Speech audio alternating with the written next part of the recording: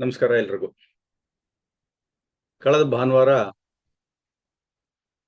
S ಕುಟೀರದಲ್ಲಿ ಗುರೂಜಿಯವರು ಆಯೋಜಿಸಿದ್ದಂತಹ ಮಹಾ ಸತ್ಸಂಗ ನಡೆಯಿತು. ಒಂದು ದಿವಸದ ಕಾರ್ಯಕ್ರಮ, ಬೆಳಗಿನಿಂದ ಸಾಯಂಕಾಲದವರೆಗೆ. ಬಹಳಷ್ಟು ಜನ, ಸಾವಿರಾರು ಜನ ಭಾಗವಹಿಸಿದ್ರು. ಬಹಳಷ್ಟು ಕಾರ್ಯಕ್ರಮಗಳಿತ್ತು. ಮಧ್ಯದಲ್ಲಿ ಕಗ್ಗ ವೇದ ಕಥೆ ಅಂತ ಅನ್ನುವಂತಹ ಒಂದು ಪುಸ್ತಕದ ಲೋಕಾರ್ಪಣೆ ಕೂಡ ಇತ್ತು. ಹಾಗಾಗಿ ಈ ಸತ್ಸಂಗದಿಂದ ಏನು ಪ್ರಯೋಜನ, ಸತ್ಸಂಗದ ರೂಪುರೇಷೆ ಏನು, ಲಾಭ ಏನು, ಈ ತರ ಒಂದಷ್ಟು ಪ್ರಶ್ನೆಗಳನ್ನ ನಮಗೆ ನಾವು ಕೇಳ್ಕೊಂಡ್ರೆ ಬಹಳ ಉತ್ತಮವಾದಂತಹ, ಉದಾರವಾದಂತಹ ಒಂದಷ್ಟು ಉತ್ತರಗಳು ಸಿಗತ್ತೆ. ಅದೇನು ಅನ್ನೋದನ್ನ ನೋಡ್ಬಿಡೋಣಂತೆ. ಸಾಮಾನ್ಯವಾಗಿ ನಮ್ಮ ಜೀವನದಲ್ಲಿ ನಾವು ನುಡಿಮುತ್ತುಗಳನ್ನ ಕೇಳ್ತಿರ್ತೀವಿ, ಸುಭಾಷಿತವನ್ನ ಕೇಳ್ತೀವಿ, ಸತ್ಸಂಗದಲ್ಲಿ ಭಾಗವಹಿಸ್ತೀವಿ, ಭಜನೆ, ನೀತಿಕತೆ, ಪ್ರವಚನ ಮುಂತಾದವುಗಳಲ್ಲಿ ಭಾಗವಹಿಸ್ತೀವಿ. ಇವೆಲ್ಲ ಸಾತ್ವಿಕವಾದ ಕ್ರಿಯೆಗಳು ಅಂತ ಹೇಳಿ ಅನ್ನಿಸ್ಕೊಳತ್ತೆ.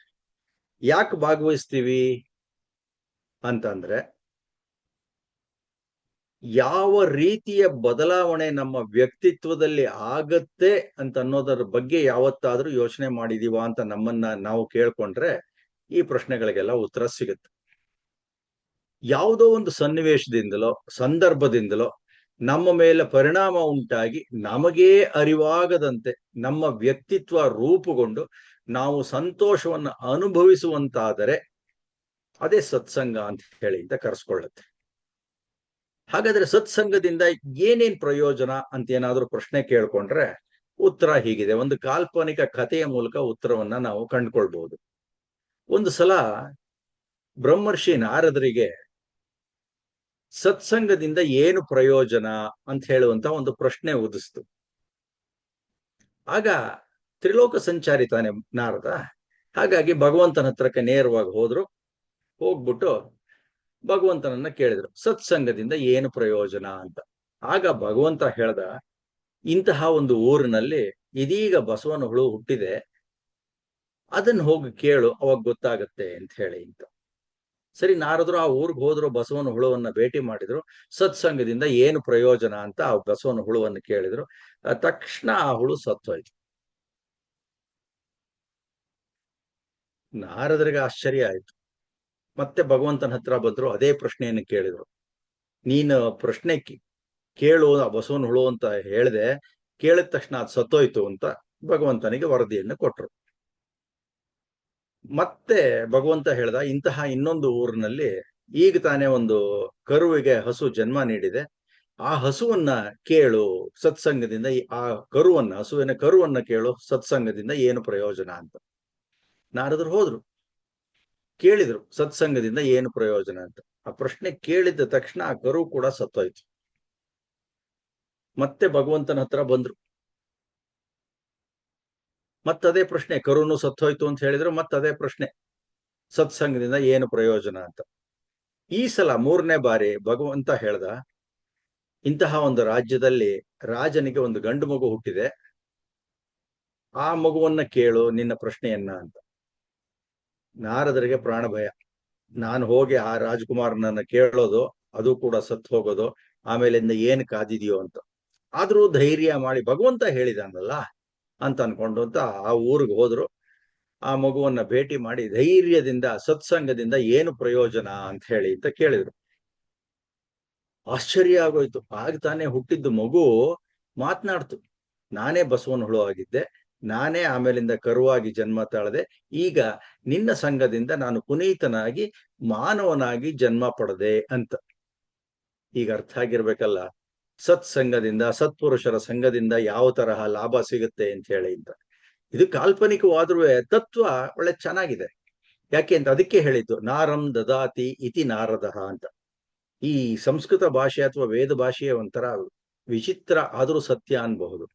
ಪ್ರತಿಯೊಂದು ಪದಕ್ಕೂ ಒಂದೊಂದು ವ್ಯುತ್ಪತ್ತಿ ಇಂತಿದೆ. ನಾರಂ ದದಾತಿ ಇತಿ ನಾರದಃ, ಉನ್ನತಿಯನ್ನ ಮೋಕ್ಷವನ್ನ ಕೊಡಿಸುವವನೇ ನಾರದ ಅಂತ ಹೇಳಿ ಹಾಗಾಗಿ ಪ್ರತಿಯೊಂದು ಪದಕ್ಕೂ ಉದಾತ್ತವಾದಂತಹ ಒಂದೊಂದು ವ್ಯಾಖ್ಯಾನಗಳಿವೆ. ಆದ್ರೆ ನಾವು ಕತೆಗಳಲ್ಲಿ, ಸಿನಿಮಾದಲ್ಲಿ ನಾರದನನ್ನ ಹೇಗೆ ಚಿತ್ರೀಕರಣ ಮಾಡಿದೀವಿ ಅಂತಂದ್ರೆ, ಅಲ್ಲಿಗೂ ಇಲ್ಲಿಗೂ ಹಚ್ಚಾಡುವವ ಅಂತ ಹೇಳಿ ಅಂತ. ಅದರಿಂದ ನಾರದನಿಗೆ ಬ್ರಹ್ಮರ್ಷಿ ಪದವಿಯೊಂದು ಸಿಕ್ಕಿದೆ. ಹಾಗಾಗಿ ಅಂತಹ ಪದವಿಯನ್ನ ಅಲಂಕರಿಸಿದವರನ್ನ ಇನ್ನಾದ್ರೂ ನಾವು ನಾರದ ಮಹರ್ಷಿಗೆ ಗೌರವವನ್ನು ಕೊಡೋಣ. ಏನಂತೀರಿ? ಇರ್ಲಿ. ಸತ್ಸಂಗ, ಅದಕ್ಕೊಂದು ಡೆಫಿನೇಷನ್. ಯಾವುದನ್ನ ಮಾಡುವುದರಿಂದ ಸತ್ಯವೇ ಪ್ರಾಪ್ತವಾಗುತ್ತೋ ಅದಕ್ಕೆ ಸತ್ಸಂಗ ಅಂತ ಹೆಸರು. ಮತ್ತು ಯಾವುದರಿಂದ ಪಾಪಗಳಲ್ಲಿ ಜೀವ ಸಿಕ್ಕಾಕೊಳ್ಳುತ್ತೋ ಅದಕ್ಕೆ ಕುಸಂಗ ಅಂತ ಹೆಸರು. ಹಾಗಾದ್ರೆ ಸತ್ಸಂಗದಿಂದ ಏನೇನು ಲಾಭ ಅಂತಂದ್ರೆ, ಈಗಾಗಲೇ ಕಥೆಯ ಮೂಲಕ ಗೊತ್ತಾಯ್ತು, ಉನ್ನತವಾದಂತಹ ಜನ್ಮ ಸಿಗತ್ತೆ ಅಂತ ಹೇಳಿ ಅಂತ. ಅಜ್ಞಾನ ನಾಶವಾಗತ್ತೆ, ಯಾಕಂದ್ರೆ ತಿಳುವಳಿಕೆ ಹೆಚ್ಚಾಗತ್ತೆ. ಪಂಡಿತರುಗಳು ಕೂತಿರ್ತಾರೆ, ಹೇಳ್ತಾರೆ ಎಲ್ಲವನ್ನು. ವಿವೇಕ ಉಂಟಾಗತ್ತೆ. ಎಷ್ಟೋ ಉದಾಹರಣೆಗಳನ್ನೆಲ್ಲ ಕೊಡ್ತಾ ಇರ್ತಾರೆ ಪ್ರವಚನಕಾರರು. ಹಾಗಾಗಿ ಆ ಸತ್ಸಂಗದಲ್ಲಿ ಆ ತರ ಲಾಭ ಆಗತ್ತೆ. ಉನ್ನತಿಯ ಮಾರ್ಗದಲ್ಲೇ ನಡೆಯುವಂತಾಗತ್ತೆ, ಎಲ್ರಿಗೂ ಒಳ್ಳೇದಾಗತ್ತೆ, ಮನಸ್ಸು ಧನಾತ್ಮಕ ಚಿಂತನೆಯಲ್ಲಿ ತೊಡಗಿಕೊಳ್ಳುತ್ತೆ, ಆರೋಗ್ಯ ಹೆಚ್ಚಾಗತ್ತೆ, ಮನುಷ್ಯನ ಆಲಸ್ಯವನ್ನು ದೂರ ಮಾಡುತ್ತೆ, ಸುಳ್ಳು ದೂರವಾಗಿ ಸತ್ಯ ಮನಸ್ಸಿನಲ್ಲಿ ಹರಿದಾಡ್ತಾ ಇರುತ್ತೆ, ಪಾಪದ ಚಿಂತನೆ ಬರೋದಿಲ್ಲ, ಚಿತ್ತಕ್ಕೆ ಸಂತೋಷವನ್ನ ತಂದುಕೊಡುತ್ತೆ, ವ್ಯಕ್ತಿ ಉತ್ಕೃಷ್ಟ ವ್ಯಕ್ತಿ ಆಗ್ತಾನೆ, ಮುಕ್ತಿಗದ ಸಾಧನವಾಗತ್ತೆ ಅಂತ. ಅಷ್ಟು ಹೇಳ್ಬಿಟ್ರ ಆಯ್ತಾ? ಚಾಣಕ್ಯ ನೀತಿನಲ್ಲಿ ಒಂದು ಸುಭಾಷಿತ ತರದ್ ಬರುತ್ತೆ. ಚಂದನಂ ಶೀತಲಂ ಲೋಕೆ ಚಂದನಾದಪಿ ಚಂದ್ರಮಾಹ ಚಂದ್ರ ಚಂದನೆಯೋರ್ ಮಧ್ಯೆ ಶೀತಲಾ ಸಾಧು ಸಂಗತಿ ಅಂತ ಹೇಳಿ ಅಂತ ಬರುತ್ತೆ. ಅಂದ್ರೆ ಪ್ರಪಂಚದಲ್ಲಿ ಅತ್ಯಂತ ಶೀತಲವಾದದ್ದು ಚಂದನ, ಅಂದ್ರೆ ಗಂಧ. ಅದಕ್ಕೆ ಗಂಧವನ್ನ ತೆಗೆದು ಸುಟ್ಟು ಗಾಯಕ್ಕೆಲ್ಲ ಹಚ್ತಾರೆ. ಇರ್ಲಿ. ಆದ್ರೆ ಚಂದ್ರ ಅದಕ್ಕಿಂತಲೂ ಶೀತಲ ಅಂತ ಹೇಳ್ತಾರೆ.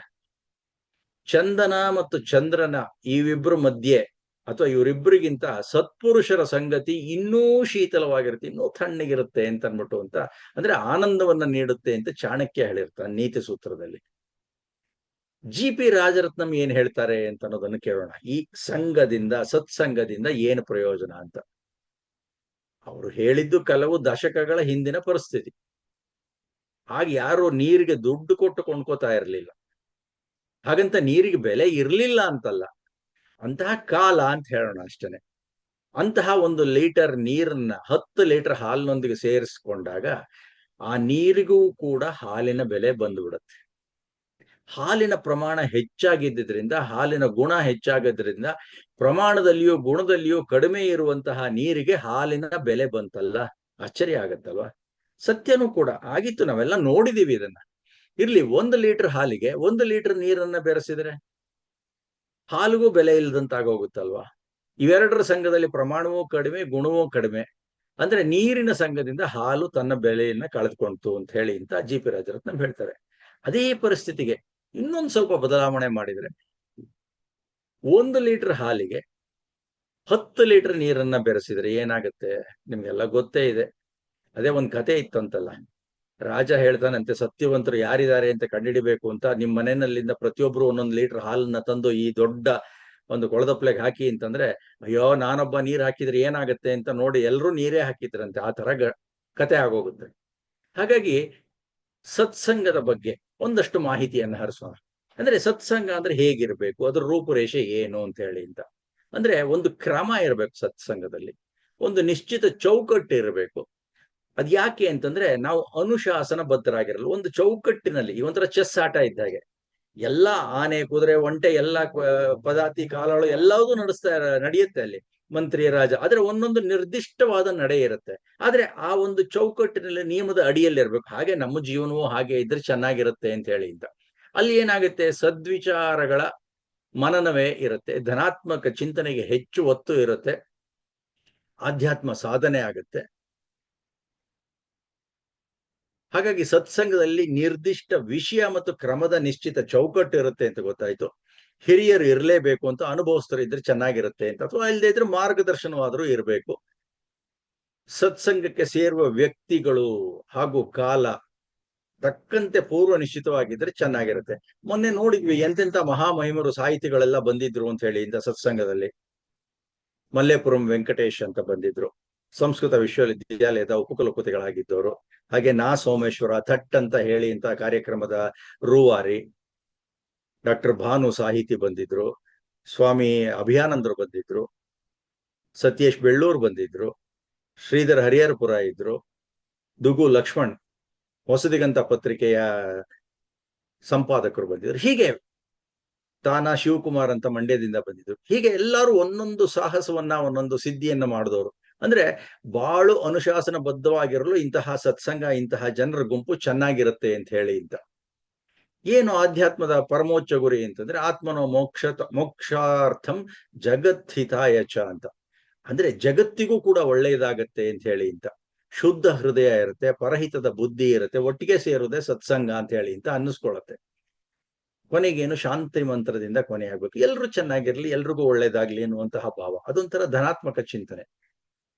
ಹಾಗೇನೆ ಸತ್ಸಂಗದ ಬಗ್ಗೆ ಹೇಳ್ದ ಚಾಣಕ್ಯ ಕುಸಂಗದ ಬಗ್ಗೆ ಏನ್ ಹೇಳ್ತಾರೆ ಅಂತ ಅಂದ್ರೆ, ತಕ್ಷಕಸ್ಯ ವಿಷಂ ದಂತೆ ಮಕ್ಷಿಕಾಯಾಶ್ಚ ಮಸ್ತಕೆ ವೃಶ್ಚಿಕಸ್ಯ ವಿಷಂ ಪುಚ್ಚೆ ಸರ್ವಾಂಗೆ ದುರ್ಜನಸ್ಯ ಚ ಅಂತ.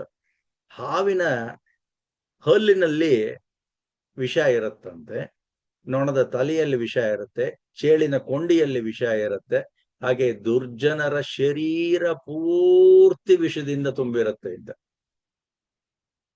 ಅಂದ್ರೆ ಸತ್ಸಂಗ ಹೇಗೆ ನಡೆಯುತ್ತೆ ಅಂತಂದ್ರೆ ಆ ಜನರ ಸಹವಾಸವೇ ಒಂಥರ ವಿಶೇಷವಾಗಿರುತ್ತೆ.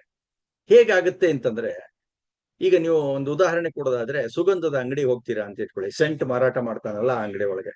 ನೀವು ಕೊಂಡ್ಕೋತಿರೋ ಬಿಡ್ತಿರೋ, ಅಲ್ಲಿ ಒಳಗೆ ಹೋದ್ಮೇಲೆ ಆ ಸುಗಂಧವನ್ನ ಆಗ್ರಾಣಿಸೋದು, ಮೂಸ್ ನೋಡೋದು ಇದ್ದೇ ಇರುತ್ತೆ. ಆತನು ಕೂಡ ಸ್ಯಾಂಪಲ್ ಗಳನ್ನ ಕೊಡ್ತಾನೆ, ನೋಡಿರ್ತೀರ. ಅಂದ್ರೆ ನೀವು ಕೊಂಡ್ಕೋತಿರೋ ಬಿಡ್ತಿರೋ, ಆನಂದ ಆಗೋದಂತೂ ದಿಟ ತಾನೆ. ಸತ್ಸಂಗ ಕೂಡ ಹಾಗೆ, ನಿಮ್ಗೆ ಬೇಕೋ ಬೇಡವೋ ಆ ಒಂದು ಪರಿಸರದಲ್ಲಿ ನೀವು ಇದ್ದಾಗ ಅಷ್ಟರವರೆಗೆ ಒಳ್ಳೆಯವರಾಗ್ಬಿಡ್ತೀವಿ. ಯಾಕೆಂದ್ರೆ ಅಂಥವ್ರನ್ನ ಜನ ನೋಡ್ತಾ ಇರ್ತಿರಲ್ಲ, ನಿಮ್ಗೆ ಕೆಟ್ಟ ಯೋಚನೆ ಬರೋದೇ ಇಲ್ಲ ಅಷ್ಟೊತ್ತಿನ ತನಕ. ಹಾಗಾಗಿ ಏನಾಗುತ್ತೆ, ಅವ್ರನ್ನೆಲ್ಲ ನೋಡಿದಾಗ ಪರೋಪಕಾರಾರ್ಥಮಿದಂ ಶರೀರಂ ಅಂತನ್ನುವಂತಹ ಭಾವ ಮನಸ್ಸಿನಲ್ಲಿ ಬಂದು ಕೂತ್ ಬಿಡುತ್ತೆ. ಸರಿ, ಒಂದು ಕಥೆಯನ್ನು ಕೇಳೋಣ, ಏನು ಲಾಭ ಅಂತ ಹೇಳಿ.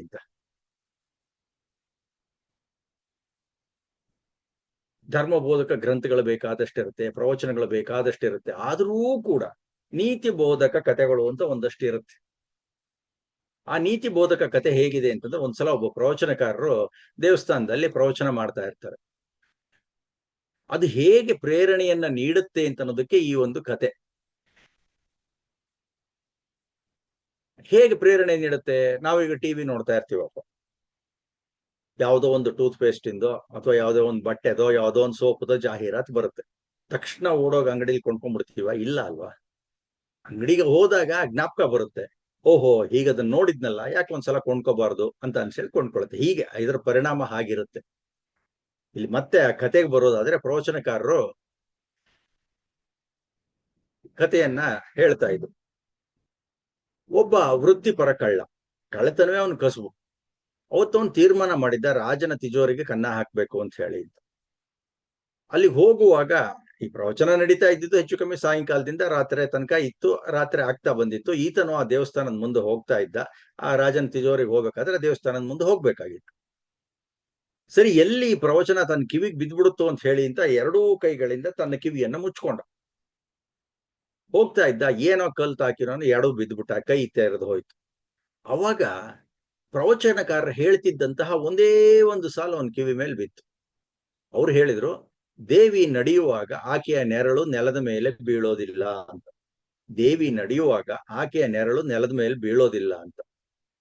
ಏನಪ್ಪಾ ಸಂಬಂಧ ಅದಕ್ಕೂ ಇದಕ್ಕೂ ಅಂತ ಸುಮ್ಮನೆ ಕಥೆನಲ್ಲಿ ಅವ್ರು ಹೇಳ್ತಿದ್ದ ಕತೆಗೆ ಪೂರಕವಾಗಿ ಆ ಸಾಲಿತ್ತು. ಈ ಮಾತು ಆ ಕಳ್ಳನಿಗೆ ಬಿತ್ತು, ಕಿವಿ ಮೇಲೆ ಬಿತ್ತು. ಅವತ್ತು ರಾಜನ ತಿಜೋರಿಗೆ ಕನ್ನ ಹಾಕದ, ಭರ್ಜರಿ ಕಳ್ಳತನ ಆಯ್ತು. ರಾಜನಿಗೆ ವಿಷಯ ಗೊತ್ತಾಯ್ತು, ತುಂಬಾ ಬೇಜಾರಾಗೋಯ್ತು. ಇಷ್ಟು ರಕ್ಷಣೆ ಕೊಟ್ಟಿದ್ರು ಹಿಂಗ ಆಗೋಯ್ತಲ್ಲ, ಅವ್ನು ಎಂತ ಕಳ್ಳನಿರ್ಬೇಕು, ಹಿಡ್ದೇ ಬಿಡೋಣ ಅಂತ ಹೇಳಿ ರಾಜಭಟ್ರನ್ನ, ಗೂಢಚಾರರನ್ನ ಎಲ್ಲಾ ಕಡೆಗೂ ಕಳಿಸಿದ್ರು. ಏನು ಪ್ರಯೋಜನ ಆಗ್ಲಿಲ್ಲ. ಯಾರೋ ಒಂದು ಸಲಹೆಯನ್ನ ಕೊಟ್ರು, ಸ್ತ್ರೀ ದೇವತೆಗಳಿಗೆ ಕಳ್ಳರು ಹೆದರ್ಕೋತಾರೆ ಅಂತ. ಆ ಸ್ತ್ರೀ ದೇವತೆಯ ವೇಷವನ್ನು ಹಾಕ್ಬಿಟ್ಟು ಊರಲ್ಲೆಲ್ಲ ಆ ಸ್ತ್ರೀ ದೇವತೆಯ ಮೆರವಣಿಗೆ ಮಾಡೋದು.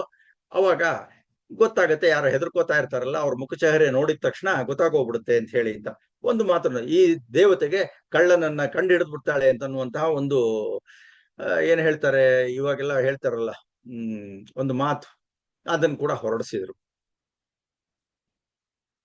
ಸರಿ, ಆ ವೇಷಧಾರಿ ಬಂದಾಗ ಸಾಕ್ಷಾತ್ ದೇವತೆ ತರನೇ ಕಾಣ್ತಾ ಇತ್ತು. ಯಾರಿಗಾದ್ರೂ ಕೈ ಮುಗಿದು ಕಾಲಿಗೆ ಬೀಳೋಣ ಅಂತ ಅನ್ನಿಸ್ತಾ ಇತ್ತು, ಹಾಗಾಗಿತ್ತು ಅಂತ. ಎಲ್ರಿಗೂ, ಸುಮಾರು ಜನಕ್ಕೆ, ಕಳ್ಳರಿಗೆಲ್ಲ ಅಂಜಿಕೆ ಶುರು ಆಯ್ತು. ಈ ನಿಜವಾದ ಕಳ್ಳನಿಗೆ ಅವನಿಗೂ ಅಂಜಿಕೆ ಶುರು ಆಯ್ತು. ಎಲ್ಲಿ ನನಗೆ ನಡ್ಕ ಶುರುವಾಗಿ ಅವ್ರಿಗೆ ಹಿಡಿದು ಬಿಡ್ತಾರೋ ಅಂತ ಹೇಳಿದ್ದೆ. ಆದ್ರೆ ಆ ಪ್ರವಚನ ಕೇಳಿದ್ನಲ್ಲ ಅವನು, ದೇವಿ ನಡೆಯುವಾಗ ಆಕೆಯ ನೆರಳು ನೆಲದ ಮೇಲೆ ಬೀಳೋದಿಲ್ಲ ಅಂತ. ತಕ್ಷಣ ಏನು ಉಪಾಯ ಮಾಡ್ದ ಅಂದ್ರೆ, ತನ್ನ ಸಹಚರರ ಕೈಗೆಲ್ಲ ಒಂದೊಂದು ಪಂಜನ್ನ ಕೊಡಿಸ್ದ. ಹಿಡ್ಕೊಂಡು ಅದ್ರ ಸುತ್ತ ಬನ್ನಿ ಅಂತ ಹೇಳ್ದ. ಹಿಡ್ಕೊಂಡು ಬಂದ್ರು. ಅವರು ನೋಡಿದ್ರು, ದೇವಿ ನೆರಳು ನೆಲದ ಮೇಲೆ ಬೀಳ್ತಾ ಇತ್ತು.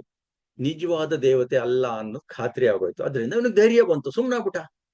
ಕಳ್ಳ ಸಿಗ್ಲೇ ಇಲ್ಲ. ರಾಜನಿಗೆ ತುಂಬಾ ಬೇಜಾರಾಯ್ತು.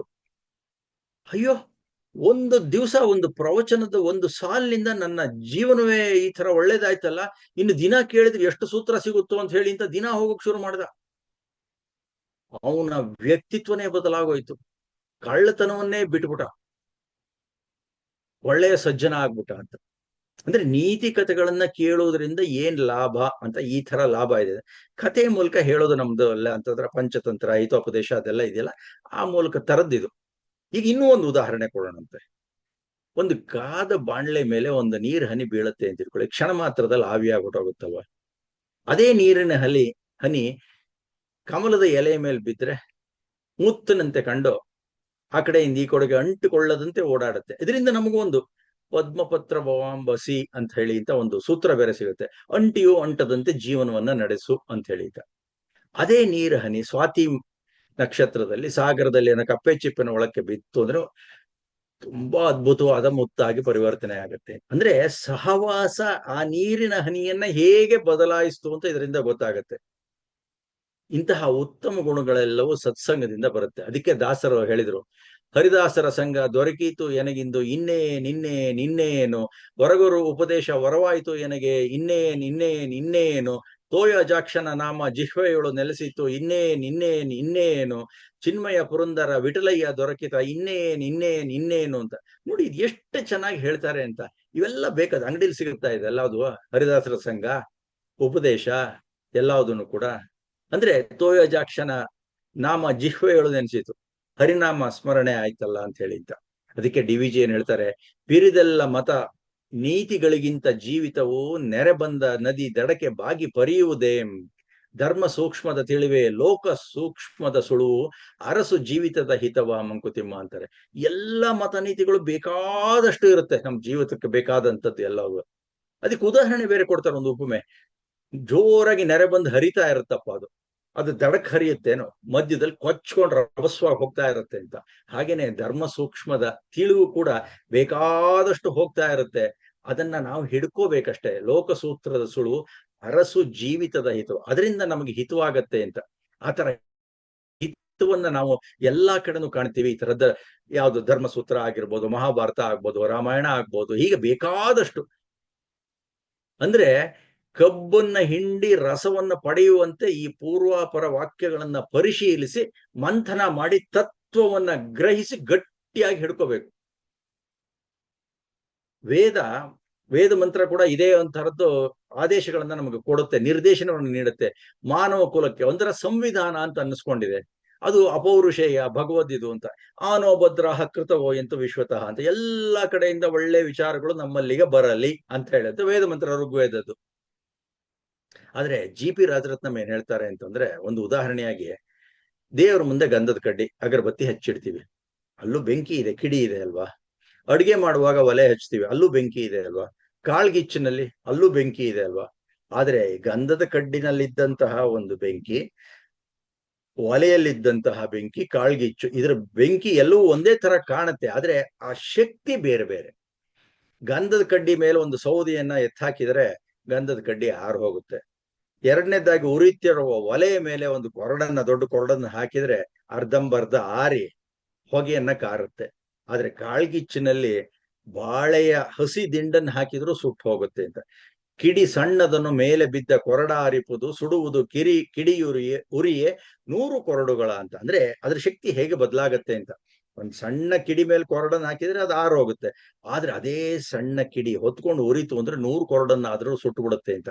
ಅಂದ್ರೆ ನಮ್ಮಲ್ಲಿರುವ ಸದ್ಗುಣಗಳು ಕ್ಷೀಣ ದೆಸೆಯಲ್ಲಿ ಇದ್ದರೆ ದುರ್ಜನರ ಸಂಘದಿಂದ ಆರಿ ಹೋಗುವ ಸಂಭವ ಇರುತ್ತೆ. ನಮ್ಮ ಸದ್ಗುಣಗಳು ದೃಢವಾಗಿ ಬಲಿಷ್ಠವಾಗಿದ್ರೆ ಹತ್ತಿರ ಬಂದವರ ದುರ್ಗುಣಗಳನ್ನು ಸುಟ್ಟು ಉರಿದು ಬೂದಿ ಮಾಡ್ಬಿಡುತ್ತೆ ಅಂತ. ಸರಿಯಾದ ಸತ್ಸಂಗದಿಂದ ನೀರಿಗೆ ಕೂಡ ಹಾಲಿನ ಬೆಲೆ ಬರುತ್ತೆ, ಕೇಳಿದ್ವಲ್ಲ ನಾವು. ಹಾಗಾಗಿ ವಿವೇಕಾನಂದರು ಒಂದು ಮಾತನ್ನು ಹೇಳ್ತಾರೆ, ನನ್ನ ಆಸೆ ಭರವಸೆಗಳೆಲ್ಲ ನಿಮ್ಮಂತಿರುವ ಜನಸಾಮಾನ್ಯರನ್ನ ಅವಲಂಬಿಸದೆ ನನ್ನ ಭಾವನೆಗಳನ್ನ ಸರಿಯಾಗಿ ತಿಳ್ಕೊಂಡು ಅದಕ್ಕೆ ಅನುಗುಣವಾಗಿ ನೀವು ನಿಮ್ಮ ಕೆಲಸಗಳಲ್ಲಿ ತೊಡಗಿಸ್ಕೊಳ್ಳಿ. ನಾನು ಈಗಾಗಲೇ ಬೇಕಾದಷ್ಟು ಸಲಹೆಗಳನ್ನ ನೀಡಿದ್ದೀನಿ, ಕಡೆ ಪಕ್ಷ ಒಂದನ್ನಾದ್ರೂ ಕಾರ್ಯರೂಪಕ್ಕೆ ತನ್ನಿ. ನನ್ನ ಮಾತುಗಳನ್ನ ಆಲಿಸಿದ್ದು ಸಾರ್ಥಕವಾಯಿತು ಅಂತ ಜಗತ್ತಿಗೆ ತೋರಿಸಿ ಅಂತಾರೆ. ಹಾಗಾಗಿ ಸತ್ಸಂಗದಲ್ಲಿ ಇರೋಣ, ನಮ್ಮ ವ್ಯಕ್ತಿತ್ವವನ್ನ ಬೆಳೆಸ್ಕೊಳ್ಳೋಣ ಅಂತ ಹೇಳ್ತಾ ನನ್ನ ಮಾತಿಗೆ ವಿರಾಮವನ್ನು ನೀಡ್ತೇನೆ. ಧನ್ಯವಾದ ಹಾಗೂ ನಮಸ್ಕಾರಗಳು.